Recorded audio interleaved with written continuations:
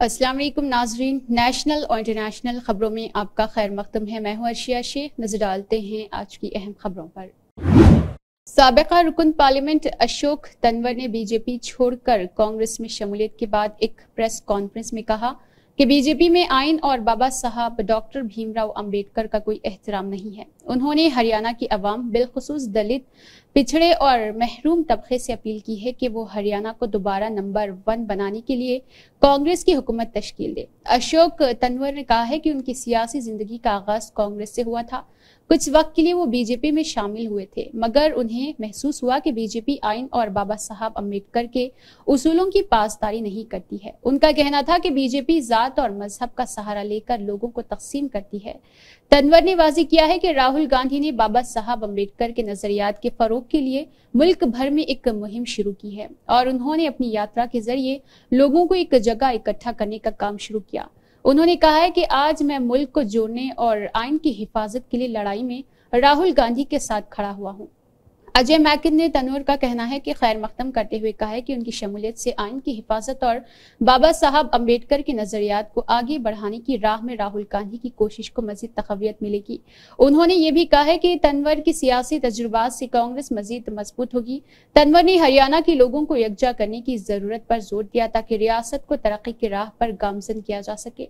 उन्होंने ये अज़म किया है कि कांग्रेस की हुकूमत आने से न सिर्फ दलित बल्कि हर तबके के लोगों के मसाइल का हल मुमकिन है। छत्तीसगढ़ के बिस्तर में सिक्योरिटी फोर्सेस ने एक इनकाउंटर के दौरान 28 निकलेसियों को हलाक कर दिया है। ये वाकया दोपहर तकरीबन 1 बजे नारायणपुरा और दंतेवाड़ा के बैनुल अजला सरहद पर वाक़े अबू जमड़ के थलथली और टेंडूर गांव के दरमियानी जंगल में पेश आया था।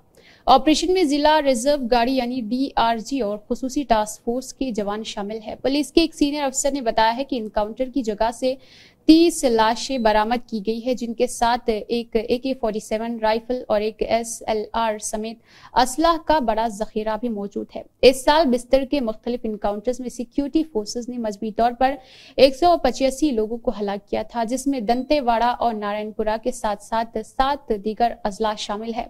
अहकाम के मुताबिक सिक्योरिटी फोर्सेस को घने जंगल में नक्सलियों की मौजूदगी की खबर मिली थी। इस पर उन्होंने इलाके का घेराव करके तलाशी ऑपरेशन शुरू किया। जैसे ही उन्होंने कार्रवाई शुरू की, उन पर फायरिंग शुरू कर दी गई। सिक्योरिटी फोर्सेस ने भी जवाब दिया, जिसके नतीजे में 28 निकलेसी हलाक हो गए हैं।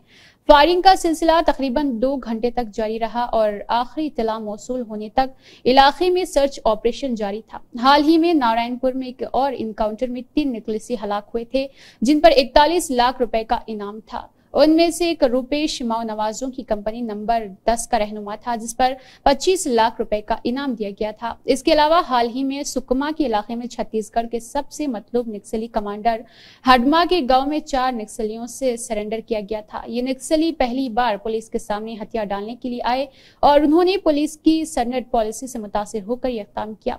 हडमा पर छत्तीसगढ़ हुकूमत ने 1 करोड़ रुपए से ज्यादा का इनाम रखा है।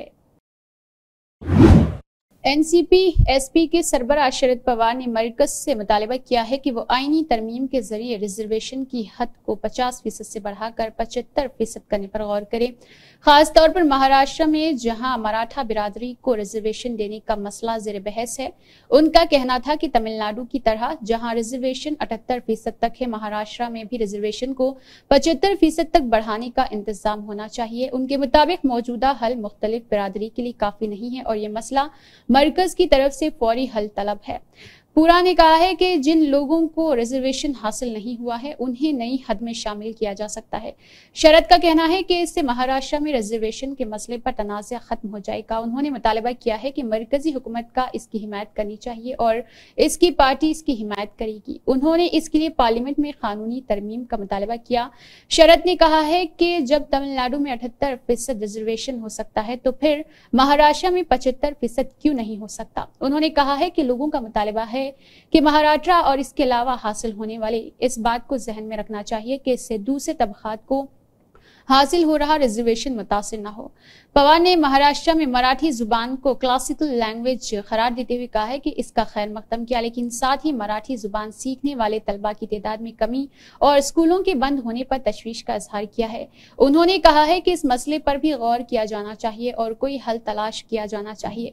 उन्होंने रियासत में मुख्तलिफ मसाइल जैसे पॉपुलिस्ट स्कीमों के लिए फंड्स की मुंतकिली और माली इमदाद की कमी का भी जिक्र किया है। खास तौर पर अस्पतालों को दरपेश मुश्किलात के बारे में बात की गई, जहां कैंसर अस्पतालों को फंड्स की फराहमी में ताखीर हुई है। ये मुतालिबात महाराष्ट्र में आइंदा असेंबली इंतखाबात से कबल सामने आएंगे, जहां पवार की पार्टी अपोजिशन के इत्तेहाद का हिस्सा है और वो लोग को हुकूमती तब्दीली की उम्मीद का हवाला देते हैं। कौमी राजधानी दिल्ली में जवाहर बाल मंच के कौमी मजलिस आमिला का अहम इजलास मुनक़िद हुआ, जिससे क़ायद हिज़्ब इख्तिलाफ राहुल गांधी ने खिताब किया। जवाहर बाल मंच तमिलनाडु की जानिब से जारी करदा प्रेस बयान के मुताबिक इजलास में जवाहर बाल मंच के कौमी अहदेदारान और रियासती नुमाइंदगान ने शिरकत की और तंजीम की तरक्की पर तफसील से बातचीत की। इजलास का आगाज प्रोफेसर जीवी हरी की सरबराही में हुआ, जो कि जवाहर बाल मंच के एक सीनियर रहनुमा है। कौमी कोऑर्डिनेटर हसन अमान ने भी अपने ख्यालात का इजहार किया और तंजीम की मौजूदा सूरत हाल और मुस्तकबिल के मंसूबों पर रोशनी डाली है। इस इजलास में तमिलनाडु जवाहर बाल मंच के रियासती चीफ कोऑर्डिनेटर रोशन नवाज ने भी खुसूसी तौर पर शिरकत की और रियासत में जवाहर बाल मंच की कारकर्दगी और तरक्याती कामों के बारे में राहुल गांधी को आगाह किया है। तमिलनाडु में नौजवानों के दरमियान तंजीम की मकबूलियत और इसके जरिए किए जाने वाले समाजी कामों पर रोशनी डाली गई। राहुल गांधी ने इजलास के दौरान तमिलनाडु में जवाहर बाल मंच की कारकर्दगी के बारे में खुसूसी दिलचस्पी जाहिर की और नौजवानों के साथ उनकी वाबस्तगी और उनकी तरक्की के लिए तंजीम के इक़दामात पर तारीफ की है। उन्होंने तंजीम को हिदायत दी है कि वो नौजवानों के दरमियान मजीद मजबूत रिश्ता कायम करे और तंजीम के फरोग के लिए तमिलनाडु में नए इक़दामात करे, ताकि रियासत में तंजीम की बुनियाद मुस्तहकम हो सके। राहुल गांधी ने जोर दिया है कि मुल्क के मुख्तलिफ रियासतों में जवाहर बाल मंच को नौजवानों के मसाइल पर तवज्जो मरकूज करनी चाहिए और उनकी तालीम, रोजगार और मुस्तकबिल की तरक्की के लिए इक़दामात करने चाहिए। कांग्रेस के सदर मल्लिकार्जुन खड़गे ने वज़ीर-ए-आज़म नरेंद्र मोदी की हुकूमत पर इल्जाम लगाया है कि वो इसराइल में तकरीबन 15,000 हिंदुस्तानी कारकुनों की भर्ती में मदद कर रही, जो हालिया जंग की जद में है। उन्होंने कहा है कि हरियाणा के नौजवान कल रियासत में होने जा रहे असेंबली इंतखाबात में बीजेपी को सख्त सबक सिखाएंगे। सोशल मीडिया प्लेटफॉर्म एक्स पर पोस्ट करते हुए कांग्रेस सदर मल्लिकार्जुन खड़गे ने लिखा, मगरबी एशिया में जंग के दरमियान मोदी हुकूमत की national skill development corporation agency Israel में तकरीबन 15,000 हिंदुस्तानी कारकुनों को भर्ती करने में मदद कर रही। इससे पहले बहुत से हिंदुस्तानी नौजवानों को मुश्तबा एजेंटों ने रूस यूक्रेन जंग में जाने का झांसा दिया था। बहुत से लोग अपनी जानें भी गंवा चुके हैं। मल्लिकार्जुन खड़गे ने कहा, पढ़े लिखे नौजवान जंग ज़दा इलाकों में मुबैना तौर पर ज्यादा तनख्वाहों पर खिदमत अंजाम देने के लिए अपनी जान खतरे में डालने के लिए तैयार है। इस तरह जाहिर होता है कि वज़ीर-ए-आज़म नरेंद्र मोदी की नौकरी के बड़े बड़े दावे अपनी नाकामियों को छुपाने के लिए झूठे बयानात के सिवा कुछ भी नहीं। उन्होंने दावा किया है कि ये मोदी हुकूमत की नौजवान पॉलिसी के मुखालिफ पॉलिसी है और बेरोजगारी के बहरान के बारे में बहुत कुछ बताता है। उन्होंने दावा किया है कि हरियाणा के नौजवान जो उन तनाज़ात वाले इलाकों में नौकरियों की तलाश पर मजबूर है, कल रियासती इंतखाबात में बीजेपी को सख्त सबक सिखाने वाले हैं। इसराइल की लुबनान में जारहियत और ईरान की जानिब से जवाबी कार्रवाई का असर हिंदुस्तान में भी नजर आ रहा और राजधानी दिल्ली समेत मुल्क के मुतअद्दिद शहरों में मुजाहिरे भी किए गए हैं। रिपोर्ट के मुताबिक दिल्ली, लखनऊ, श्रीनगर, हैदराबाद समेत अहम शहरों में ईरान के हक में मुजाहिरे किए गए हैं। ये मुजाहिरे खास तौर पर लुबनानी हिज़्बुल्लाह के रहनुमा हसन नसरुल्लाह के कत्ल के बाद किए गए, जिन्हें इसराइल की जानिब से फिजाई हमले में हलाक किया गया। मुजाहिरीन ने इस वाक़े की मजम्मत करते हुए इसराइल की जानिब से होने वाले इक़दामात की मुखालिफत की है। दिल्ली में मुजाहिरीन ने ईरान की हिमायत में नारे लगाए और इसराइल के खिलाफ नारेबाजी की। उन मुजाहिरों में मुख्तलिफ मजहबी और सियासी जमातों के कारकुनान शरीक हुए हैं। यूपी की राजधानी लखनऊ और जम्मू कश्मीर में भी ईरान के हक में बड़े पैमाने पर मुजाहिरे किए गए, जहां लोगों ने इसराइल के खिलाफ शदीद गम और गुस्से का इजहार किया। मुजाहिरीन का कहना था कि नसरुल्लाह की शहादत एक बड़ी साजिश का हिस्सा है, जिसका मकसद मशरिक़ वस्ता में ईरान के असर व रसूख को कम करना है। दरियासना हैदराबाद में भी एक शमा बिरादरी का एहतमाम किया गया, जिसमें ईरानी कौंसल जनरल मेहदी शाहरुखी ने शिरकत की। उन्होंने नसरुल्लाह के कत्ल को एक बड़ा अलमिया करार देते हुए कहा है कि ये वाक़या वाकया ईरान के खिलाफ इसराइल की जारहियत की एक मिसाल है। शाहरुखी ने मजीद कहा है कि ईरानी क़ियादत ने कई बार सब्र तहम्मुल का मुजाहरा किया, लेकिन इसराइल की हालिया कार्रवाई ने ईरान को जवाब देने पर मजबूर कर दिया है। दिल्ली में होने वाले मुजाहरों में शरीक अफराद ने इसराइल की जानिब से की जाने वाली इंसानी हुकूक की खिलाफ वर्जी की है। मुजाहिरीन का कहना था कि ये मुजाहरे आलमी बिरादरी के सामने एक पैगाम है, उन्हें इसराइल की गैर इंसानी पॉलिसी के खिलाफ खड़ा होना चाहिए। मुजाहिरों में शरीक अफराद ने अपने हाथों में ईरानी झंडे और बैनर्स उठाए रखे थे, जिन पर नसरुल्लाह के हक में नारे दर्ज किए गए थे। बड़े पैमाने पर एहतजाज मुजाहिरों के पेश नजर सिक्योरिटी एजेंसियां मुस्तैद रही और मुख्तलिफ मकामात पर हंगामा आराई के खदशात की वजह से लड़ाई झगड़े वाक़ हुए। मुजाहिरों के दौरान पुलिस ने मुजाहिरीन को मुंतशिर करने की कोशिश की, ताहम मुजाहिरीन ने आलमी बिरादरी तक अपने पैगाम को बरकरार रखा। ईरान के हक में ये मुजाहिरे सिर्फ हिंदुस्तान में ही नहीं बल्कि दुनिया भर में जारी है, जिसमें मुख्तलिफ ममालिक के लोग इसराइल की कार्रवाई की मजम्मत करते हैं। ये मुजाहिरे बैनुल अक़वामी सतह पर ईरान के साथ यकजहती का इजहार भी है और ये इस बात की निशानदेही करते हैं कि मशरिक़ी वस्ता की मामलात में हिंदुस्तान की पोजीशन किस तरह आलमी सतह पर असरअंदाज हो सकती है। महिंद्रा ने अपनी नई कमर्शियल इलेक्ट्रिक गाड़ी महिंद्रा ज़ियो मुतारिफ करवाई है, जिसे शहर की ज़रूरियात को मद्देनजर रखते हुए डिज़ाइन किया गया है। ये गाड़ी जीरो एमिनेशन ऑप्शन की नुमाइंदगी करती है, जो कि माहौल दोस्त होने का सबूत देती है। इसकी इब्तदाई कीमत 7.52 लाख रुपए एक्स शोरूम पैन इंडिया मुकर्रर की गई है। महिंद्रा ज़ियो जदीद टेक्नोलॉजी और खुसूसियात से आरास्ता है। इस गाड़ी में हाई वोल्टेज 300 वोल्ट आर्किटेक्चर इस्तेमाल किया गया, जो तवन्नाई की बेहतर कारकर्दगी, ज्यादा रेंज और तेज चार्जिंग की सहूलियत फराहम करता है। और इसकी 30 किलोवाट की पायदार मकनातीसी सेंसक्रोस मोटर 114 न्यूटन मीटर का टॉर्क फराहम करती है, जबकि 21.3 किलोवाट की लिक्विड कोल बैटरी इसकी ताकतवर कारकर्दगी की जमानत देती है। महिंद्रा ज़ियो की जानिब से ज्यादा रफ्तार 60 किलोमीटर घंटा है और ये 765 किलोग्राम तक का बोझ उठा सकती है। इसकी हकीकी ड्राइविंग रेंज 160 किलोमीटर है, जिसे रीजनरेट ब्रेकिंग सिस्टम के जरिए बढ़ाया गया है। यह सिस्टम गाड़ी की रेंज को बढ़ाने में मददगार साबित होता है, जबकि 2 ड्राइविंग मोड्स यानी इको और पावर भी फराहम किए गए हैं, जो कि कारकर्दगी और रेंज को बेहतर बनाते हैं। महिंद्रा ज़ियो में डीसी फास्ट चार्जिंग सिस्टम मौजूद है, जो कि 60 मिनट में 100 किलोमीटर का फासला तय करने की सलाहियत रखता है। इसमें स्मार्ट गियर शिफ्टर और क्रैब फंक्शन भी मौजूद है, जो कि ट्रैफिक में ड्राइवर की थकावट को कम करते हैं। गाड़ी का ट्रेनिंग रेडियस 4.3 मीटर है, जिससे ये तंग जगहों में भी चलाई जा सकती है। कंपनी ने ज़ियो के लिए NEMO टेलीमेटिक्स भी मुतारिफ करवाया है, जो कि फ्लैट मैनेजर्स के लिए हकीकी वक्त के डेटा की सहूलत फराहम करता है। इस गाड़ी में AI पर मबनी ड्राइविंग मॉनिटरिंग सिस्टम और लेन डिपार्ट्स वार्निंग जैसे सिक्योरिटी फीचर्स भी मौजूद है, जो सारिफिन की हिफाजत को यकीनी बनाते हैं। महिंद्रा का दावा है कि यह गाड़ी 7 साल में तकरीबन 7 लाख रुपए की बचत करने की सलाहियत रखती है। इसके अलावा महिंद्रा ने उदय प्रोग्राम भी शुरू किया है, जो कि ड्राइवर के लिए 3 साल तक 10 लाख रुपए का हादसाती बीमा फराहम करता है।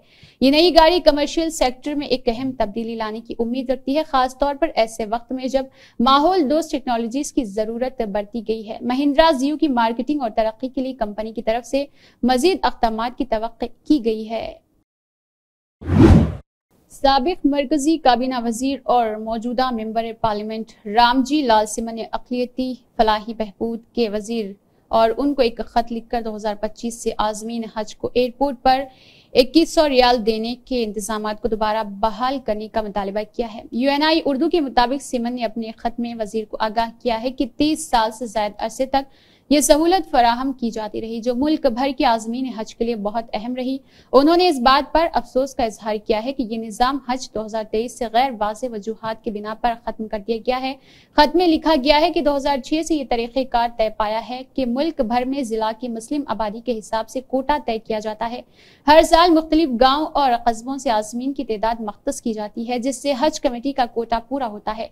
सिमन ने वाज़ेह किया है कि हज कमेटी ऑफ इंडिया ने इस सिलसिले में एडवांस पैसे लेकर बड़ी शफाफियत के साथ टेंडरिंग के जरिए बैंक का इंतखाब कर दिया है। उन्होंने मजीद बताया है कि कई बार मुंतखब बैंक के अलावा स्टेट बैंक ऑफ इंडिया ने भी ये खिदमत फराहम की है। हज कमेटी के साबिक मेंबर हाफिज नौशाद अहमद आजमी ने भी इस मुतालबे की हिमायत की है। उसने रामजी लाल सीमन के खत लिखने की कोशिश को तारीफ की और कहा है कि सीमन माजी में भी आजमीन के मसाइल हल करने के लिए पार्लियामेंट के अंदर और बाहर उनके भरपूर हिमायत करते रहेंगे। सीमन ने खत में लिखा है कि उन हाजियों को खुद रियाल का इंतजाम करने में जहनी और जिस्मानी मुश्किलात का सामना करना पड़ता है, जिसकी वजह से बहुत से हाजियों के साथ धोखाधड़ी भी हो जाती है। मुंतखब बैंक के मुलाजमीन हवाई जहाज में बैठने से पहले आजमीन को 2100 रियाल का लिफाफा देते थे, जिससे वो इत्मीनान महसूस करते थे और वहां पहुंचकर अपनी जरूरियात पूरी करते थे। आज तक इस इंतजाम में हज कमेटी ऑफ इंडिया और किसी बैंक की जानिब से कोई शिकायत दर्ज नहीं की गई।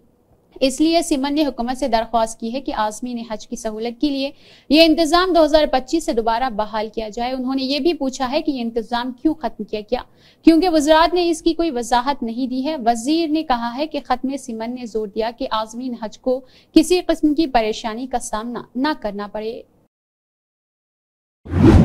मरकजी वजीर अमित शाह ने कहा है कि मरकज निगहदाश्त सेहत की सहूलियात बेहतर बनाने के लिए मुल्क में आइंदा 10 साल में 75,000 नशिस्तों का इजाफा करने पर गौर कर रहा। शाह ने शहर के करीब वाक़ मौज़ा में एक ट्रस्ट की जानिब से चलाए जाने वाले आरोग्य दम हॉस्पिटल का इफ्तिताह करके बाद कहा है कि वज़ीर-ए-आज़म नरेंद्र मोदी ने निगहदाश्त सेहत के शोबे में कामिल रवैया अपनाया है। वज़ीर-ए-आज़म मोदी ने कई अमराज को खत्म करने के लिए पहले सफाई की मुहिम स्वच्छता अभियान को शुरू किया, जिसके बाद उन्होंने अवाम को कई अमराज से बचाने के लिए पीने का पानी साफ मुहैया किया है और हर घर में टॉयलेट तामीर करने पर तवज्जो भी मरकूज की थी। उन्होंने योगा को मकबूल बनाया और 5 लाख रुपए तक मुफ्त इलाज की स्कीम आयुष्मान भारत को मुतारिफ करवाया। मरकजी वजीर शिवराज सिंह चौहान ने यकीन जाहिर किया है कि बीजेपी असेंबली इंतखाबात के बाद जम्मू कश्मीर के साथ साथ हरियाणा में हुकूमत तश्कील देगी। उन्होंने ये भी कहा है कि अगरचे झारखंड में इंतखाबात का ऐलान नहीं किया गया है, ताहम मज़कूरा रियासत में भारतीय जनता पार्टी की प्रवर्तन यात्रा के लिए अच्छा रद्दअमल ज़ाहिर हो गया है। मुझे मुकम्मल तौर पर एतमाद है कि बीजेपी वहां हुकूमत तश्कील देगी। मरकजी वजीर ज़राअत ने भोपाल से झारखंड के लिए रवानगी से कबल ये बात बताई है। जम्मू कश्मीर में 90 रुकनी असेंबली के लिए 3 मरहलों के इंतखाबात में 18,025 और इसके अलावा अक्टूबर को पोलिंग मुनक्किद की गई थी, जबकि हरियाणा में असेंबली इंतखाबात में 5 अक्टूबर को मुनक्किद किए जाएंगे। इन दोनों रियासतों के इंतखाबात के नताइज का 8 अक्टूबर को ऐलान किया जाएगा। मध्य प्रदेश में हटनी हल्के के लिए असेंबली के ज़मीनी इंतखाबात जिसकी जल्द इनेकाद का इम्कान होगा, इसके बारे में सवाल पर चौहान ने कहा है कि बीजेपी कामयाब बनकर उभरेगी। उन्होंने ज़राअत से मुतल्लिक मरकजी काबीना के फैसले के बारे में बातचीत करते हुए कहा है कि हुकूमत ने गुज़िश्ता 120 दिन के दौरान वज़ीर-ए-आज़म नरेंद्र मोदी की क़ियादत में किसानों के मफाद में कई फैसले किए हैं। चौहान ने कहा है कि किसानों के लिए अच्छी कीमतों के सिलसिले में किए गए एक फैसले से हमारी तेल के बीज की पैदावार पर अच्छा असर पड़ता है। हुकूमत ने जुमेरात को घरेलू में इजाफा और इसके अलावा हिंदुस्तान की खूरदनी तेल में खुद मुक्तफी बनाने के लिए 10,103 करोड़ रुपए के साथ खूरदनी तेल और तेल के बीजों पर कौमी मिशन को मंजूरी दी। उन्होंने कहा है कि हिंदुस्तान अपनी सालाना खूरदनी तेल की जरूरियात का 50% से ज्यादा हिस्सा दरामद करता है।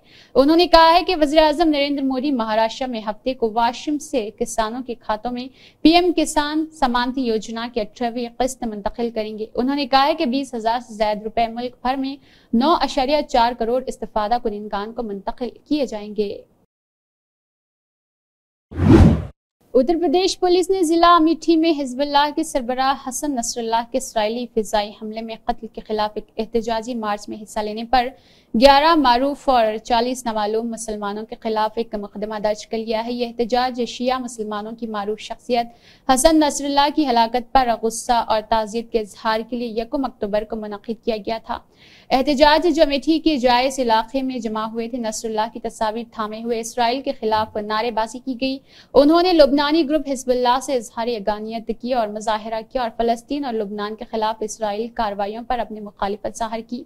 दी वायर की रिपोर्ट के मुताबिक पुलिस ने मुदाखलत करते हुए 8 एहतजाजी को हिरासत में लेकर उन्हें बाद इसी दिन जमानत पर रिहा कर दिया।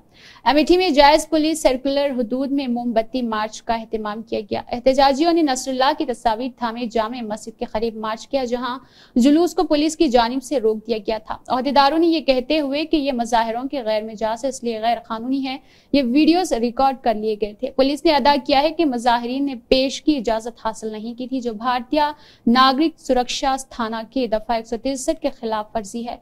कानून सरकारी इजाजत के बगैर 5 या इससे ज्यादा अफराद के मजमुए पर इम्तना ऐड करता है। एहतजाज पर पुलिस ने 11 मारूफ अफराद और तकरीबन 40 नामालूम शिरका के खिलाफ मुख्तलिफ इल्जामात बशमूल दफा 189 गैर कानूनी मजमुआ और सरकारी मुलाजिम की जानिब से दिए गए अहकाम के खिलाफ वर्जी के तहत मुकदमा दर्ज किया है।